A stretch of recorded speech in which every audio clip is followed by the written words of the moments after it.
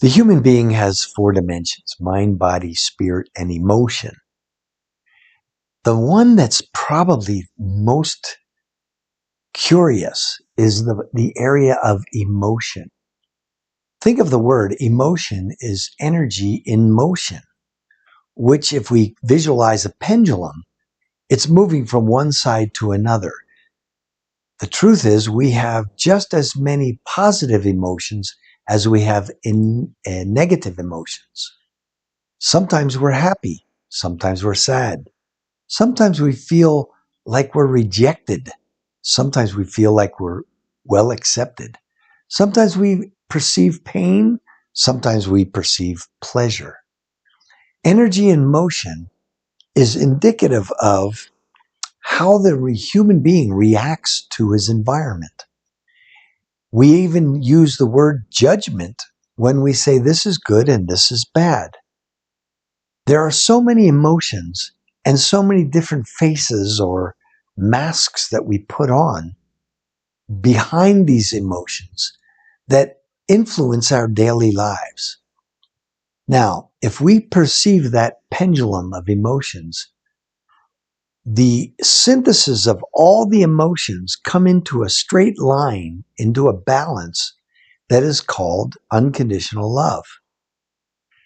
Unconditional love is the synthesis of every emotion that a human experiences.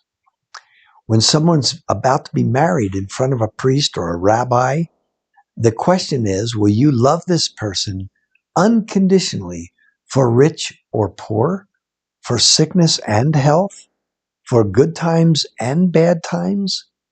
When we think of the two sides of those emotions and we bring them together and say, I accept the person for both sides, we're actually speaking of love. So love is the synthesis of the two sides of emotion. Emotions manage our life, but we can manage our emotions. How do we do so? Every emotion offers us a service or a benefit that sometimes we must be aware of in order to understand how it serves us. For example, if someone goes through bankruptcy, they may feel like they're a loser. And all of a sudden, all the emotions are going towards the negative side of bankruptcy. But the truth is, if someone eventually, after bankruptcy, learns how to manage their money, they could be thankful for the fact that they went through bankruptcy. Wisdom is when one can recognize that their crisis was really their blessing.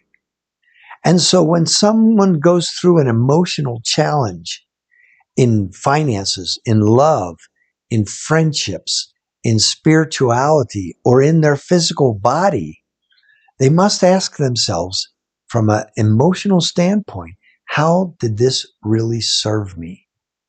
We always use the term, behind every dark cloud is a silver lining. That indicates that there's two sides to every coin. For rich and poor, sickness and health, good and bad. So managing emotions, energy in motion, means how can I bring this to love? How can I bring this to appreciation and gratitude? They are the stabilizing forces of emotion. Every time we speak, we use our perception to either mark something as good or bad. And those, although they are judgments, they both are lessons to teach us how to love.